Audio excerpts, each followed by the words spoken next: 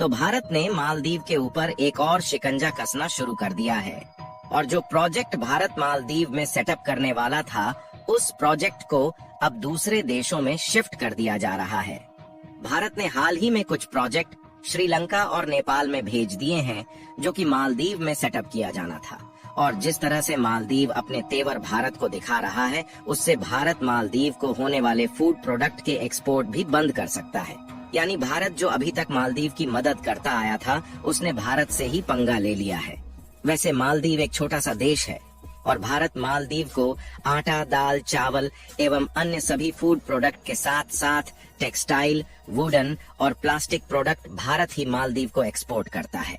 एक रिपोर्ट के मुताबिक भारत की पुणे गैस मालदीव में LPG यानी कि लिक्विड पेट्रोलियम गैस के लिए इंफ्रास्ट्रक्चर तैयार करने वाली थी, लेकिन भारत और मालदीव के बढ़ते विवाद के कारण इस प्रोजेक्ट को अन्य देशों में शिफ्ट कर दिया जा रहा है, जिसमें पुणे गैस अमेरिका, श्रीलंका और नेपाल जैसे देशों में जॉइंट वेंचर के साथ इंफ्रास्ट्रक्चर तैयार करने वाली है।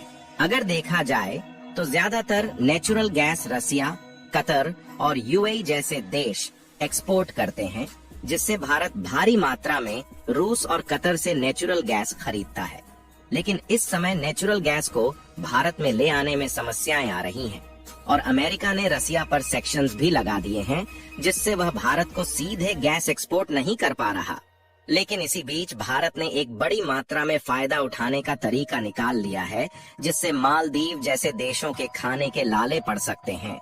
पूरी डेवलपमेंट क्या है इस वीडियो में समझते हैं, लेकिन आगे बढ़ने से पहले भारत जिस तरह से मालदीव को ठिकाने लगाने की नई तैयारी कर रहा है, इसके लिए इस वीडियो को एक लाइक करके चैनल को सब्सक्राइब जरूर कीजिएगा।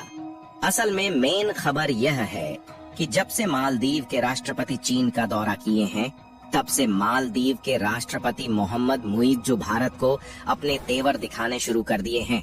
हालांकि मोहम्मद मुइज्जू भारत विरोधी पहले से ही माने जाते हैं, क्योंकि जैसे ही राष्ट्रपति बनते हैं, भारतीय सैनिकों को बाहर निकालने की प्रक्रिया शुरू कर देते हैं। और उनकी दूसरी सबसे बड़ी गलती यह थी कि ये भारत से मिलने के बजाय चीन और तुर्की जैसे देशों की यात्रा करते हैं, जबकि भारत मालदीव की हर कठिन से कठिन परिस्थितियों में पहले भी मदद करता आया था।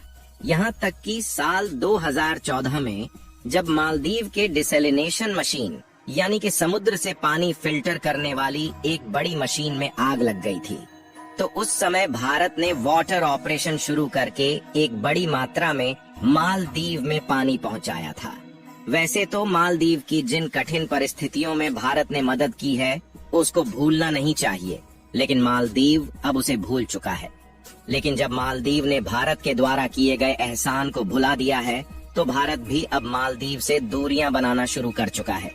अभी तक तो मालदीव और भारत का विवाद केवल इन्हीं दोनों देशों के बीच था, लेकिन जब से मालदीव के राष्ट्रपति मोहम्मद मुइज्जू ने चीन के साथ मिलकर भारत के खिलाफ 20 एग्रीमेंट पर समझौते किए, तब से भारत और मालदीव का विवाद और ज्यादा बढ़ना शुरू हो गया।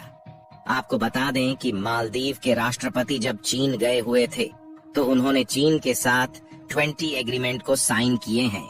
और अगर इस पर ध्यान दिया जाए तो ये सारे एग्रीमेंट भारत और मालदीव के रिलेशन पूरी तरह से खत्म करने के लिए ही किए गए हैं। इसीलिए भारत ने भी मालदीव से दूरी बनाने की तैयारी शुरू कर दी और पहले जो इंफ्रास्ट्रक्चर मालदीव में तैयार करने के लिए भारत खर्च करता था, अब उसी खर्चे से लक्षद्वीप को एक अच्छा टूरिस्ट सेक्टर बनाया जा रहा है और लक्षद्वीप में वह सारी सुविधाएं प्रदान करने की कोशिश की जा रही है जो मालदीव में भी नहीं मिल पाती। और भारत कुछ LPG प्रोजेक्ट मालदीव में जॉइंट वेंचर में स्थापित करने वाला था, जिसे अब श्रीलंका, नेपाल और अमेरिका जैसे देशों में शिफ्ट किया जा रहा है। लाल सागर में हूथी विद्रोहियों के हमले के कारण भारत का जो ट्रेड रूट है, वह डिस्टर्ब हो रहा है। इसके लिए भारत की पुणे गैस LPG प्रोजेक्ट का इंफ्रास्ट्रक्चर अमेरिका की एक कंपनी के साथ ज्वाइंट वेंचर में सेटअप करने जा रही है। इससे जो अमेरिका में नेचुरल गैस है, उस पर आसानी से काम करके LPG में कन्वर्ट किया जा सकेगा और इससे भारत को एक बड़े लेवल पर फायदा होने जा रहा है। यही नहीं, इसके अलावा इस रिपोर्ट के मुताबिक पुणे गैस अपने इंफ्रास्ट्रक्चर को श्रीलंका में भी एक्सपैंड करने जा रही है, जिससे भारत और श्रीलंका के ट्रेड रिलेशंस और भी मजबूत हो सके। अगर भारत श्रीलंका और नेपाल जैसे देशों के साथ ट्रेड रिलेशंस कमजोर करता है तो चीन उसमें कूद सकता है, लेकिन भारत इस गलती को बिल्कुल भी नहीं करने वाला है और श्रीलंका के साथ अपने ट्रेड रिलेशंस को पहले से ही मजबूत करना शुरू कर दिया है। इस समय श्रीलंका में एलपीजी गैस की डिमांड बहुत ही ज्यादा है और इसीलिए पुणे गैस श्रीलंका के मार्केट एक्सेस को लेना शुरू कर दिया है।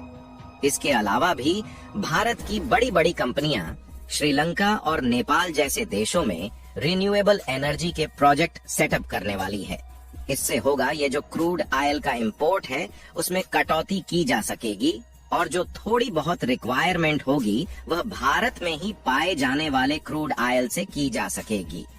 और भारत के पास दुनिया की सबसे बड़ी ऑयल रिफाइनरी मौजूद है जो कि गुजरात के जामनगर में मौजूद है, जिसे रिलायंस ऑपरेट करती है। इसके अलावा इससे एक और फायदा होगा, वह ये है कि भारत रसिया और यूएई से क्रूड ऑयल इंपोर्ट करके अन्य देशों को एक्सपोर्ट करेगा, जिससे एक मोटा पैसा भारत की अर्थव्यवस्था में आ सकेगा। क्योंकि इस समय देखा जाए तो भारत के साथ यूएई ने एफटीए यानी कि फ्री ट्रेड एग्रीमेंट भी साइन कर लिया है और इसके साथ साथ यूएई भारत को सस्ते दामों में क्रूड ऑयल भी ऑफर कर रहा है। और अगर देखा जाए तो ऑलरेडी भारत ने एक बड़ी मात्रा में क्रूड ऑयल यूएई से परचेज किया है और भारत इस साल यानी कि 2024 में सीधे रुपए में यूएई के साथ डील करने वाला है। भारत यूएई से petroleum product, jewellery, metals, stones के अलावा कुछ वुडन प्रोडक्ट भी इंपोर्ट करता है। यूएई से भारत को इंपोर्ट होने वाले प्रोडक्ट की वैल्यू लगभग $53 बिलियन के आसपास है और अब भारत ने यूएई के साथ एफटीए साइन कर लिया है, जिससे यूएई भारत से सीधे रुपए में डील एक्सेप्ट करने वाला है। और इससे सबसे बड़ा फायदा भारत को होने वाला है क्योंकि इससे भारत की विदेशी मुद्रा बची रहेगी और भारत इसका यूज दूसरे देशों के साथ बायलैटरल ट्रेड के लिए कर सकता है। हाल ही में एक हफ्ते पहले यूएई के प्रेसिडेंट गुजरात की एक समिट में आए हुए थे, जहां पर भारत और यूएई के बायलैटरल ट्रेड को और भी ज्यादा बढ़ाने की बात की गई। इसके अलावा भारत से यूएई को होने वाले एक्सपोर्ट में लगातार इजाफा देखने को मिल रहा है, जिसमें हर साल लगभग $3 बिलियन की बढ़ोतरी हो रही है। यदि पिछले ईयर भारत से यूएई को होने वाला एक्सपोर्ट देखा जाए तो उसकी वैल्यू लगभग $32 बिलियन के आसपास है। यानी कुल मिलाकर भारत ने अन्य देशों के साथ अपने बायलैटरल ट्रेड को बढ़ाने की प्रक्रिया शुरू कर दी है। इसके साथ साथ जो प्रोजेक्ट मालदीव में सेटअप किया जाना था उसको अन्य देशों में शिफ्ट किया जा रहा है और भारत के सभी लोगों ने मालदीव के एयर टिकट और होटल्स की बुकिंग को कैंसिल कर दिया है, जिससे मालदीव की पूरी अर्थव्यवस्था सड़क पर आने की कगार पर पहुंच चुकी है। चीन भले ही मालदीव का साथ देने की बात कह रहा है, लेकिन वह इस तरह से मालदीव को कर्ज में डुबाता चला जाएगा। अगर आप देखें तो मालदीव वही गलती कर रहा है जो गलती को कुछ सालों पहले श्रीलंका ने चीन के साथ हाथ मिलाकर की थी।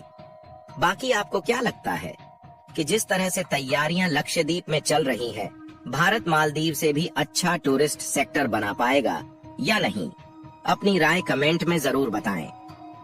मालदीव के खिलाफ भारत के इस शानदार कदम के लिए वीडियो को एक लाइक जरूर करें और अपने मित्रों तक वीडियो को शेयर जरूर करें ताकि उन्हें भी जानकारी मिल सके। साथ ही इसी तरह और भी नॉलेजेबल वीडियो देखने के लिए चैनल को सब्सक्राइब जरूर करें।